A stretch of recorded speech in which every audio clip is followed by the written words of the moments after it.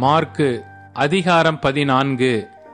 2 நாளைக்கு பின்பு புளிப்பில்லாத அப்பம் சாப்பிடுகிற பஸ்கா பண்டிகை வந்தது. அப்பொழுது பிரதான ஆசாரியரும் வேத பாரகரும் அவரை தந்திரமாய் பிடித்து கொலை செய்யும்படி வகை தேடினார்கள். ஆகிலும் ஜனங்களுக்குள்ளே கலகம் உண்டாகாதபடிக்கு பண்டிகையிலே அப்படி செய்யலாகாது என்றார்கள். அவர் பெத்தானியாவில் குஷ்டரோகியாயிருந்த சீமோன் வீட்டிலே போஜன பந்தி இருக்கையில் ஒரு ஸ்திரீ விலையேறப்பெற்ற நலதம் என்னும் உத்தம தைலமுள்ள வெள்ளைக்கல் பரணியை கொண்டு வந்து அதை உடைத்து அந்த தைலத்தை அவர் சிரசின் மேல் ஊற்றினாள். அப்பொழுது சிலர் தங்களுக்குள்ளே விசனமடைந்து, இந்த தைலத்தை இப்படி வீணாய் செலவழிப்பானேன், இதை 300 பணத்திற்கு அதிகமான கிரயத்துக்கு விற்று தரித்திரருக்கு கொடுக்கலாமே என்று சொல்லி அவளை குறித்து முறுமுறுத்தார்கள். இயேசு அவர்களை நோக்கி, அவளை விட்டு விடுங்கள், ஏன் அவளை தொந்தரவு படுத்துகிறீர்கள்? என்னிடத்தில் நற்கிரியையை செய்திருக்கிறாள். தரித்திரர் எப்போதும் உங்களிடத்தில் இருக்கிறார்கள். உங்களுக்கு மனதுண்டாகும் போதெல்லாம் நீங்கள் அவர்களுக்கு நன்மை செய்யலாம். நானோ எப்போதும் உங்களிடத்தில் இரேன். இவள் தன்னால் இயன்றதை செய்தால், நான் அடக்கம் பண்ணுவதற்கு எத்தனமாக என் சரீரத்தில் தைலம் பூச முந்திக் கொண்டாள். இந்த சுவிசேஷம் உலகத்தில் எங்கெங்கே பிரசங்கிக்கப்படுமோ அங்கங்கே இவளை நினைப்பதற்காக இவள் செய்ததும் சொல்லப்படும் என்று மெய்யாகவே உங்களுக்கு சொல்லுகிறேன் என்றார். அப்பொழுது 12 ஒருவனாகிய யூதாஸ் காரியோத்து என்பவன் அவரை பிரதான ஆசாரியருக்கு காட்டி கொடுக்கும்படி அவர்களிடத்திற்கு போனான். அவர்கள் அதை கேட்டு சந்தோஷப்பட்டு அவனுக்கு பணம் கொடுப்போம் என்று வாக்குத்தத்தம் பண்ணினார்கள். அவன் அவரை காட்டி கொடுப்பதற்கு தகுந்த சமயம் பார்த்து கொண்டிருந்தான். பஸ்காவை பலியிடும் நாளாகிய புளிப்பில்லாத அப்பம் சாப்பிடுகிற முதலாம் நாளிலே அவருடைய சீஷர்கள் அவரிடத்தில் வந்து, நீர் பஸ்காவை புசிப்பதற்கு நாங்கள் எங்கே போய் ஆயத்தம் பண்ண சித்தமாயிருக்கிறீர் என்று கேட்டார்கள். அவர் தம்முடைய சீஷரில் 2 பேரை நோக்கி, நீங்கள் நகரத்திற்குள்ளே போங்கள், அங்கே தண்ணீர் குடம் சுமந்து வருகிற ஒரு மனுஷன் உங்களுக்கு எதிர்ப்படுவான், அவன் பின்னே போங்கள். அவன் எந்த வீட்டிற்குள் பிரவேசிக்கிறானோ அந்த வீட்டு எஜமானை நோக்கி, நான் என் சீஷரோடும் கூட பஸ்காவை புசிக்கிறதற்கு தகுதியான இடம் எங்கே என்று போதகர் கேட்கிறார் என்று சொல்லுங்கள். அவன் கம்பளம் முதலானவைகளை விரித்து ஆயத்தம் பண்ணப்பட்டிருக்கிற விஸ்தாரமான மேல் வீட்டறையை உங்களுக்கு காண்பிப்பான். அங்கே நமக்காக ஆயத்தம் பண்ணுங்கள் என்று சொல்லி அனுப்பினார். அப்படியே அவருடைய சீஷர் புறப்பட்டு நகரத்தில் போய் தங்களுக்கு அவர் சொன்னபடியே கண்டு பஸ்காவை ஆயத்தம் பண்ணினார்கள். சாயங்காலமான போது அவர் 12 கூட அவ்விடத்திற்கு வந்தார். அவர்கள் பந்தி அமர்ந்து போஜனம் பண்ணுகையில் இயேசு அவர்களை நோக்கி, என்னுடனே புசிக்கிற உங்களில் ஒருவன் என்னை காட்டிக் கொடுப்பான் என்று மெய்யாகவே உங்களுக்கு சொல்லுகிறேன் என்றார். அப்பொழுது அவர்கள் துக்கமடைந்து, நானோ நானோ என்று ஒவ்வொருவரும் அவரிடத்தில் கேட்கத் தொடங்கினார்கள். அவர் பிரதியுத்தரமாக, என்னுடனே கூட தாளத்தில் கையிடுகிறவனாகிய 12 ஒருவனே அவன் என்று சொல்லி, மனுஷகுமாரன் தம்மை குறித்து எழுதியிருக்கிறபடியே போகிறார். ஆகிலும் எந்த மனுஷனால் மனுஷகுமாரன் காட்டி கொடுக்கப்படுகிறாரோ அந்த மனுஷனுக்கு ஐயோ, அந்த மனுஷன் பிறவாதிருந்தானால் அவனுக்கு நலமாயிருக்கும் என்றார். அவர்கள் போஜனம் பண்ணுகையில் இயேசு அப்பத்தை எடுத்து ஆசீர்வதித்து அதை பிட்டு அவர்களுக்கு கொடுத்து, நீங்கள் வாங்கி புசியுங்கள், இது என்னுடைய சரீரமாயிருக்கிறது என்றார். பின்பு பாத்திரத்தையும் எடுத்து ஸ்தோத்திரம் பண்ணி அதை அவர்களுக்கு கொடுத்தார்.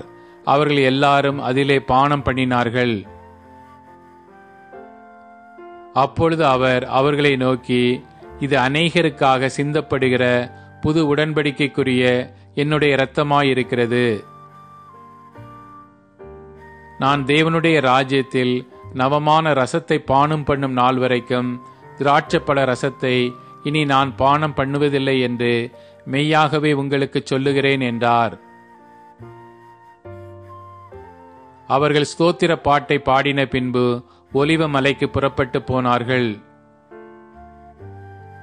அப்பொழுது இயேசு அவர்களை நோக்கி, மேய்ப்பனை வெட்டுவேன், ஆடுகள் சிதறடிக்கப்படும் என்று எழுதியிருக்கிறபடி இந்த ராத்திரியிலே நீங்கள் எல்லாரும் என் நிமித்தம் இடறல் அடைவீர்கள். ஆகிலும் நான் உயிர்த்தெழுந்த பின்பு உங்களுக்கு முன்னே கலிலேயாவுக்கு போவேன் என்றார். அதற்கு பேதுரு, உமது நிமித்தம் எல்லாரும் இடறல் அடைந்தாலும் நான் இடறல் அடையேன் என்றான். இயேசு அவனை நோக்கி, இன்றைக்கு இந்த ராத்திரியிலே சேவல் 2 தரம் கூவுகிறதற்கு முன்னே நீ 3 தரம் என்னை மறுதலிப்பாய் என்று மெய்யாகவே உனக்கு சொல்லுகிறேன் என்றார். அதற்கு அவன், நான் உம்மோடே மரிக்க வேண்டியதாயிருந்தாலும் உம்மை மறுதலிக்க மாட்டேன் என்று உறுதியாய் சொன்னான். எல்லாரும் அப்படியே சொன்னார்கள். பின்பு கெத்செமனே எண்ணப்பட்ட இடத்திற்கு வந்தார்கள். அப்பொழுது அவர் தம்முடைய சீஷர்களை நோக்கி, நான் ஜெபம் பண்ணுமளவும் இங்கே உட்கார்ந்திருங்கள் என்று சொல்லி பேதுருவையும் யாக்கோபையும் யோவானையும் தம்மோடே கூட்டிக் கொண்டு போய் திகிலடையவும் மிகவும் வியாகுலப்படவும் தொடங்கினார். அப்பொழுது அவர், என் ஆத்துமா மரணத்துக்கு ஏதுவான துக்கம் கொண்டிருக்கிறது, நீங்கள் இங்கே தங்கி விழித்திருங்கள் என்று சொல்லி சற்று அப்புறம் போய் தரையிலே விழுந்து, அந்த வேளை தம்மை விட்டு நீங்கி போக கூடுமானால் அது நீங்க வேண்டும் என்று வேண்டிக் கொண்டு, அப்பா பிதாவே, எல்லாம் உம்மாலே கூடும், இந்த பாத்திரத்தை என்னிலிருந்து எடுத்து போடும், ஆகிலும் என் சித்தத்தின்படி அல்ல உம்முடைய சித்தத்தின்படி ஆகக் கடவது என்றார். பின்பு அவர் வந்து அவர்கள் நித்திரை பண்ணுகிறதைக் கண்டு பேதுருவை நோக்கி, சீமோனே, நித்திரை பண்ணுகிறாயா? 1 மணி நேரம் நீ விழித்திருக்க கூடாதா? நீங்கள் சோதனைக்குட்படாதபடிக்கு விழித்திருந்து ஜெபம் பண்ணுங்கள். ஆவி உற்சாகம் உள்ளதுதான், மாம்சமோ பலவீனம் உள்ளது என்றார். அவர் மறுபடியும் போய் அந்த வார்த்தைகளையே சொல்லி ஜெபம் பண்ணினார். அவர் திரும்ப வந்தபோது அவர்கள் மறுபடியும் நித்திரை பண்ணுகிறதை கண்டார். அவருடைய கண்கள் மிகுந்த நித்திரை மயக்கம் அடைந்திருந்தபடியால் தாங்கள் மறுமொழியாக அவருக்கு சொல்வது இன்னதென்று அறியாதிருந்தார்கள். அவர் 3ஆம் தரம் வந்து, இனி நித்திரை பண்ணி இளைப்பாருங்கள், போதும், வேளை வந்தது, இதோ மனுஷகுமாரன் பாவிகளுடைய கையில் ஒப்புக் கொடுக்கப்படுகிறார், என்னை காட்டிக் கொடுக்கிறவன் இதோ வந்துவிட்டான், எழுந்திருங்கள், போவோம் என்றார். உடனே அவர் இப்படி பேசுகையில் 12 ஒருவனாகிய யூதாஸ் வந்தான். அவனோடே கூட பிரதான ஆசாரியரும் வேத பாரகரும் மூப்பரும் அனுப்பின திரளான ஜனங்கள் பட்டயங்களையும் தடிகளையும் பிடித்து கொண்டு வந்தார்கள். அவரை காட்டிக் கொடுக்கிறவன், நான் எவனை முத்தம் செய்வேனோ அவன்தான், அவனை பிடித்து பத்திரமாய் கொண்டு போங்கள் என்று அவர்களுக்கு குறிப்பு சொல்லியிருந்தான். அவன் வந்தவுடனே அவர் அண்டையில் சேர்ந்து ரபி ரபி என்று சொல்லி அவரை முத்தம் செய்தான். அப்பொழுது அவர்கள் அவர் மேல் கை போட்டு அவரை பிடித்தார்கள். அப்பொழுது கூட நின்றவர்களில் ஒருவன் கத்தியை உருவி பிரதான ஆசாரியனுடைய வேலைக்காரனை காதர வெட்டினான். இயேசு அவர்களை நோக்கி, கள்ளனை பிடிக்க புறப்படுகிறது போல நீங்கள் பட்டயங்களையும் தடிகளையும் எடுத்துக்கொண்டு என்னை பிடிக்க வந்தீர்கள். நான் தினந்தோறும் உங்கள் நடுவிலே தேவ ஆலயத்தில் உபதேசம் பண்ணி கொண்டிருந்தேன். அப்பொழுது நீங்கள் என்னை பிடிக்கவில்லையே, ஆனாலும் வேத வாக்கியங்கள் நிறைவேற வேண்டியதாய் இருக்கிறது என்றார். அப்பொழுது எல்லாரும் அவரை விட்டு ஓடிப்போனார்கள். ஒரு வாலிபன் ஒரு துப்பட்டியை மாத்திரம் தன் மேல் போர்த்து கொண்டு அவர் பின்னே போனான். அவனை பிடித்தார்கள். அவன் தன் துப்பட்டியை போட்டுவிட்டு நிர்வாணமாய் அவர்களை விட்டு ஓடிப்போனான். இயேசுவை அவர்கள் பிரதான ஆசாரியனிடத்தில் கொண்டு போனார்கள். அங்கே ஆசாரியர், மூப்பர், வேத பாரகர் எல்லாரும் கூடி வந்திருந்தார்கள். பேதுரு தூரத்திலே அவருக்கு பின் சென்று பிரதான ஆசாரியனுடைய அரமனைக்குள் வந்து சேவகரோட கூட உட்கார்ந்து நெருப்பண்டையிலே குளிர் காய்ந்து கொண்டிருந்தான். அப்பொழுது பிரதான ஆசாரியரும் ஆலோசனை சங்கத்தார் அனைவரும் இயேசுவை கொலை செய்யும்படி அவருக்கு விரோதமாக சாட்சி தேடினார்கள். அகப்படவில்லை. அநேகர் அவருக்கு விரோதமாக பொய் சாட்சி சொல்லியும் அந்த சாட்சிகள் ஒவ்வவில்லை. அப்பொழுது சிலர் எழுந்து, கை வேலையாகிய இந்த தேவாலயத்தை நான் இடித்து போட்டு கை வேலையல்லாத வேறொன்றை 3 நாளைக்குள்ளே கட்டுவேன் என்று இவன் சொன்னதை நாங்கள் கேட்டோம் என்று அவருக்கு விரோதமாய் பொய் சாட்சி சொன்னார்கள். அப்படி சொல்லியும் அவர்கள் சாட்சி ஒவ்வாமற் போயிற்று. அப்பொழுது பிரதான ஆசாரியன் எழுந்து நடுவே நின்று இயேசுவை நோக்கி, இவர்கள் உனக்கு விரோதமாய் சொல்லுகிறதை குறித்து நீ ஒன்றும் சொல்லுகிறதில்லையா என்று கேட்டான்.